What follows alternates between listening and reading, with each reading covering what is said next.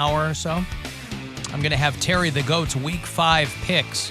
She did pick the Browns game this week, so we'll see what she came up with. Al Marcinek runs the aptly named Marcinek Farms out in Carlton, Pennsylvania, and he is our bureau chief out there. And it's Terry the Goat's third season with the show, making weekly picks as to who is going to win. And she, as of last week, maybe seems to be riding the ship a little bit because she's had a real rough start to the season. But now that we're already in week 5, football season goes by so fast. Mm-hmm. Only 17 games. I know. She gave us 10 picks this week. It's really been all over the place because week 1 was 15 picks. She started hard. Don't we usually? Yeah. Start hard. Calves. There you go. Calves. Start hard. We just now came up with it. Good job. 13 picks in week 2. Week 3 was 9. Last week was 10. This week's 10. So I'll get to Terry the Goat's. Start hard, finish fast. There you go. Calves. Oh, people have got a lot of ideas. Mm-hmm. Alan, Cav, you feel it. Hate the show. Bye. Cav, you feel it. Have you feel it? Something. Shoot 'em up. I don't think anybody will have a problem with that. Love it. Shoot 'em up. Shoot 'em up. Fear the Lears. See, They can do it. I like that. Fear the Lears. Fear the Lears. I like switching up because everybody has the nickname's been Cavs for so long. Yes. I'm not averse to change. So Lears. Starting calling the Lears. Yep. I love it. We bring Norm Van Leer in here. Just Fear the no Lears. connection whatsoever. But Couldn't beat us if you had a Lear, like a Lear jet. except it's Lier. It does. I understand, but it's a play on the Nicki Minaj lyric. You could hear it, but you could never spell that out. Okay. Yeah. I guess Norm Van Leer was from Ohio, and he hasn't been dead for a long time, but I loved him growing up. Fear the Lears. Okay. Anyway, Cavaliers lost by 1 point last night. Jumping, pumping, and dumping. Go Cavs. Right. Because they jump, they pump, you pump things, yeah. and then you dump passes off. Dump the pass. So, Alan, the Cavs have swords in their iconography. How about thrust for a slogan? there we go. Yeah. Perry. Thrust in the rust. Yes. Wear the rust bell. Thrust. Come for the sword fights. Stay for the winning. I don't know. Whatever. Alan, you were going off on J-Lo yesterday. She's overrated. Jennifer Aniston is twice as hot. I got to tell you, I was just talking to somebody the other day.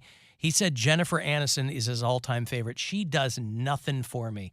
Never did. I'll take J-Lo all day, every day. I don't know how people look and at twice on Sunday. Jennifer Aniston, she's pretty. She's not an ugly woman, but she does nothing for me, boy. I don't know how people look at both those women and go like, this one's a million times hot when they're both insanely beautiful. Mm-hmm. And it's their job. Yep. And they've done a good job with it. Wine and gold. So how about, the wine showered in gold. It's wine o'clock. Wine and gold o'clock. Alan, how the hell did you miss Staying Alive when you were talking about the Bee Gees and serial killers? Well, because I'm stupid. Sometimes we I'm don't not want to go bright. for the easiest joke. But Still. we also didn't think of it. That too. People are still offering up their band merch ideas. Okay.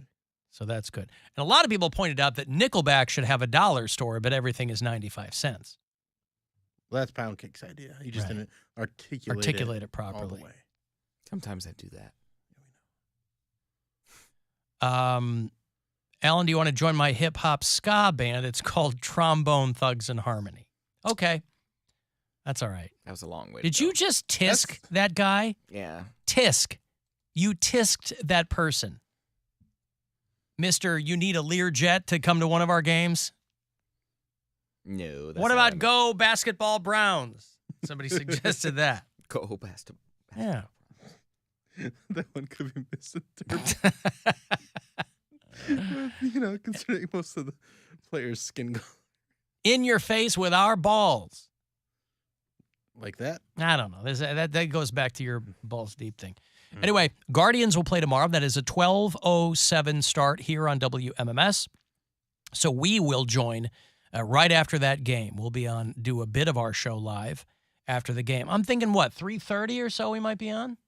Yeah, I think It's I mean, that's plenty of time. I mean, we might be on Unless before there's that. extra I think innings. that's like that's a pretty long game. So 2:45, 3 o'clock? I think, yeah, around there. Okay. So it'll cut into us a little bit, but not much. Not too much. If you're a Cincinnati Reds fan, they're not happy at the end of this season. For the second time in franchise history, they lost 100 games. Blown out in their season finale. How The about this? Reds played. One more Cavs. The Reds played the Cubs, and they closed their regular season. Reds played the Cubs. Chicago beat them 15-2 in Cincinnati. They lost 100 games. They lost 20 of their last 26 games.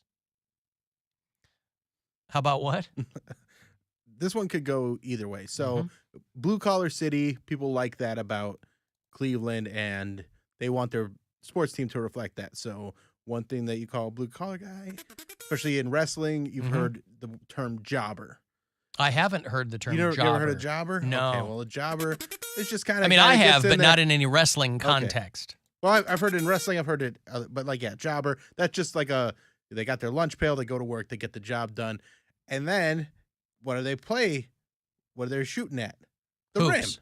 Oh, the rim. Yeah. So Cavaliers are a bunch of rim jobbers. rim jobbers. Or Again, I don't know that. Yeah, maybe just rim job. yeah. Come to the Romo Fijo to see the greatest rim jobs in the National Basketball Association. Lobs and rim jobs. Let's go to work. Or just cleaning rims.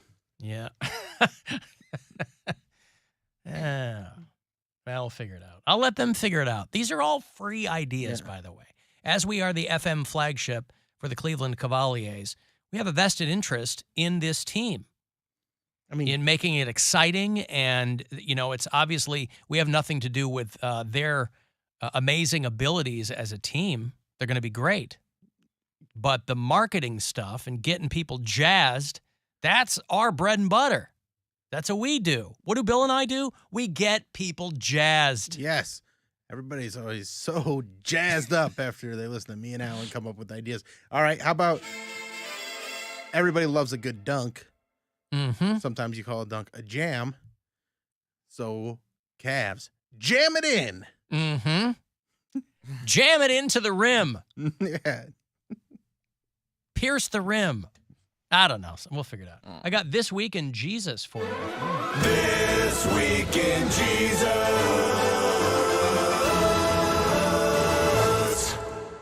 Sometimes I think the best part of all of the lockdowns during COVID were the travel restrictions, because Americans can't seem to get it together when they go overseas. They just can't control themselves. And I think I always chalk this up to people either not knowing about history or not caring about history. They don't really teach civics anymore in school, which has to do with American history and how to conduct yourself as a citizen. And that's gone by the wayside. That's why you see the tone you see now. People don't have a communal sense of civic duty or civic pride. But history in the larger sense, all of the history is overseas. All the history is in Europe. And so when Americans travel, they want to see these amazing things, but they don't treat them with the reverence that they deserve. I was reading about a guy who wanted to meet the Pope. And when he couldn't get to meet the Pope, he started smashing ancient artifacts. He was around ancient Roman sculptures. What? Sorry. Like, how is this dude not dead? Well, they don't shoot you in the street. The Carabinieri probably comes in and, tackles him or tases him or something. I don't know what. But this guy, He's he was part of the Vatican museums around lunchtime, and there are about 1,000 works of ancient lineage, right? one of the finest collections of Roman portraits in the world. I've never been to the Vatican. I think my wife has. I certainly know my grandmother has. Did you smash anything? Not to the best of my knowledge, no. There was a guy who an American, demanded to see the Pope. And they said, "You can't see the Pope." I assume that's what they said. And he grabbed one of the Roman busts and threw it on the floor and smashed it. And then he runs off with the staff chasing him, and he knocks another one off a pedestal. And so now they're looking at these like, okay, how can we fix these? They're about 2,000 years old. And they're not famous, but they're very, very old. I was going to say, but like... A 50-year-old American guy was in this corridor, and he's yelling, "I want to see the Pope." And they were like, look, these busts are on shelves, and they're kind of affixed there. You know, they're on a nail. But if you push them or pull them, they're going to come down.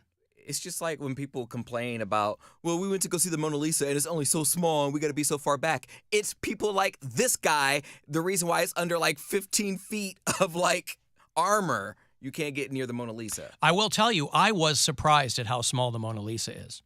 When you get there, and it's not just because we're so far back, when you get there, I was like, wow, it's small. Like 11 by 13? Yeah, it's like the size of a postage stamp. Why is it now?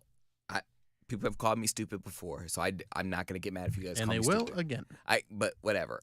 I don't understand why the Mona Lisa is so famous. I understand it may be the artist that made it famous, but why is that particular piece of work that famous? Connor for real put it best. Mona Lisa, you're an overrated piece of S-word for poop. Okay. Your garbage pail smile. Is that Pop Star? Is yeah, that, Pop Star. Never stop, never stopping. Poundcake, in the break, look up Mona Lisa from the movie Pop Star, because it will express all the feelings that you have. It's not clean to play for air, but it's very funny, and I think you'll appreciate it because it is definitely on that term where it's like, yeah, this thing's not that impressive. Because it's from like the 16th century. Well, it's from the Renaissance period. It's a Da Vinci painting, and it's been retained in that original form. It's an oil painting. Da Vinci was one of the best minds, because he was an artist and an inventor and all that, one of the best minds of that whole Renaissance era. So that's why it's such a big deal. Because it's so nicely preserved and it's old. Yeah, I think it's one of the most, it's literally, I think, the most valuable painting in the world. It's worth like $900 million. I didn't know it was worth that much. But that I put that in the same realm of like these old vases or whatever he was knocking over.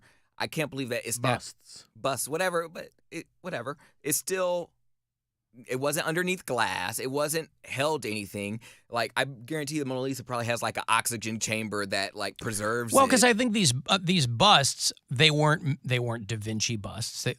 Anything that he made that was in that same medium, right? That would be equally as guarded as the Mona Lisa. So I think it depends on who the artist was.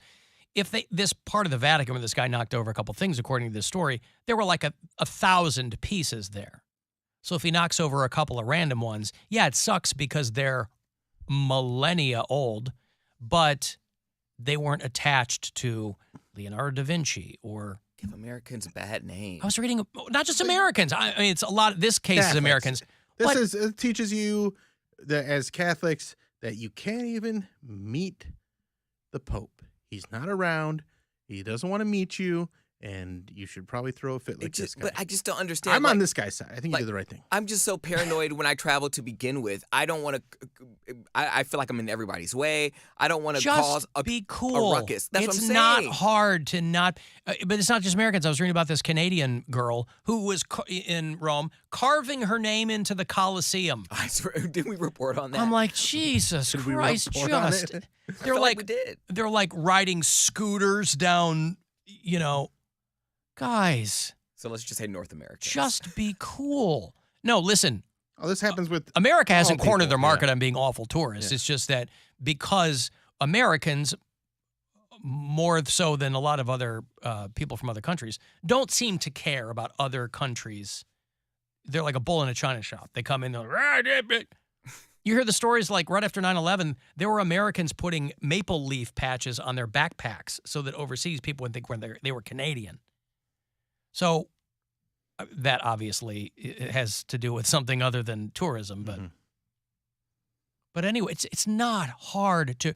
Millions and millions of people travel around the world every year with no problems because they know how to conduct themselves.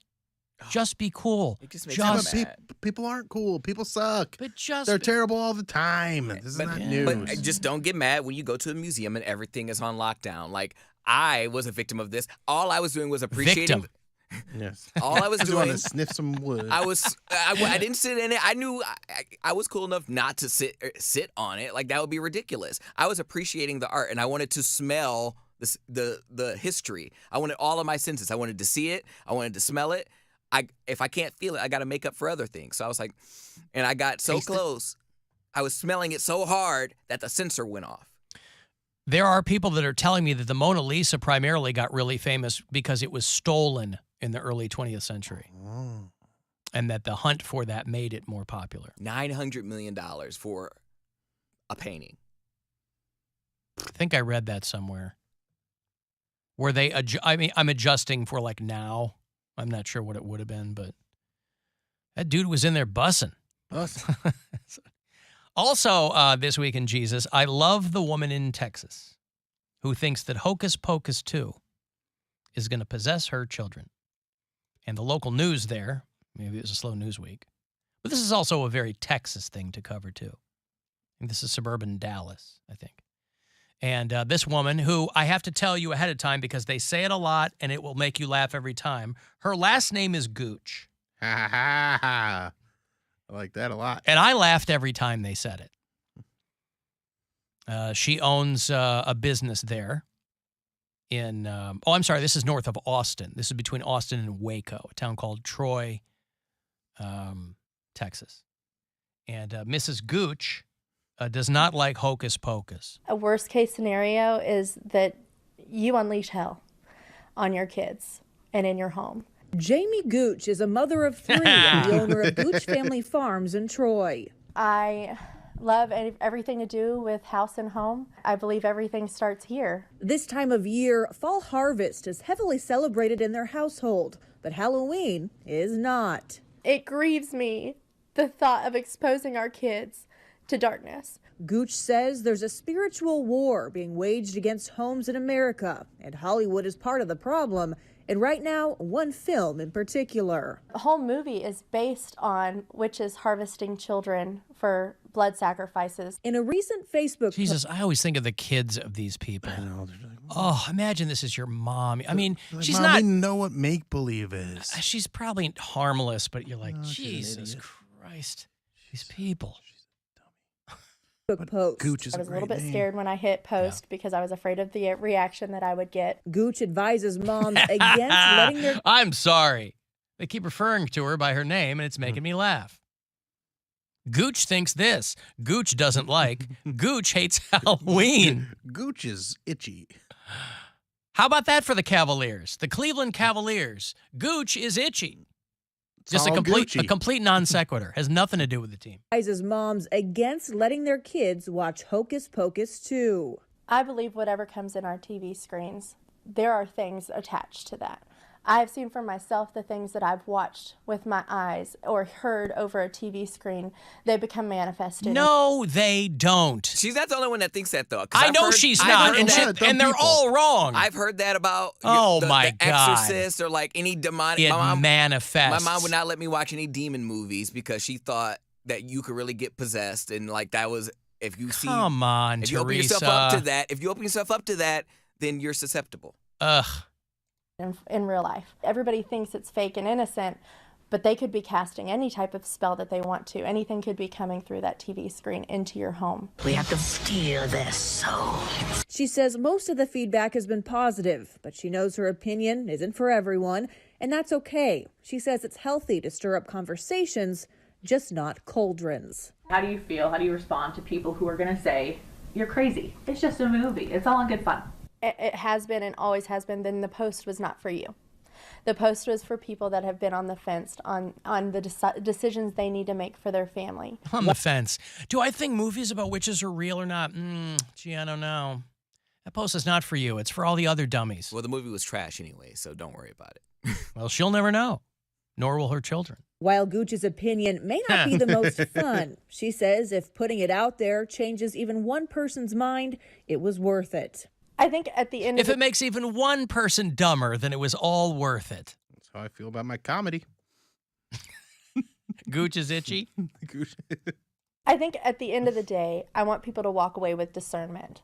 If you're watching this, just start thinking. Start thinking for yourself, and even overthink, and consider all the options of what you're partaking in. I love all these dummies who think their explanation is always that they're free thinkers.